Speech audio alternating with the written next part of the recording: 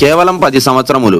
Operation Sindoor టైంలో బాంబులు బుల్లెట్ల మధ్య తిరిగి ఆర్మీ సైనికులకు సహాయం చేశాడు ఈ బాబు. ఇంతకీ ఏం చేశాడో తెలిస్తే ప్రతి ఒక్కళ్ళు ఈ బాబుకి నిలబడి మరీ సెల్యూట్ చేస్తారు. ఆపరేషన్ సింధూర్ జరిగిన తర్వాత పంజాబ్ సరిహద్దు ప్రాంతాలలో భయంతో కూడిన వాతావరణం. ఎప్పుడు ఎటు నుంచి శత్రువులు ఏం చేస్తారో తెలియదు. సైనికులు మాత్రం తిండి నిద్ర మానేసి దేశాన్ని కంటికి రెప్పలా కాపాడుకుంటున్నారు. ఎంత ఎండ ఉన్నా అలాగే నిలబడి కాపలా కాస్తున్నారు. తాగడానికి కనీసం మంచినీళ్లు కూడా దొరకని పరిస్థితి.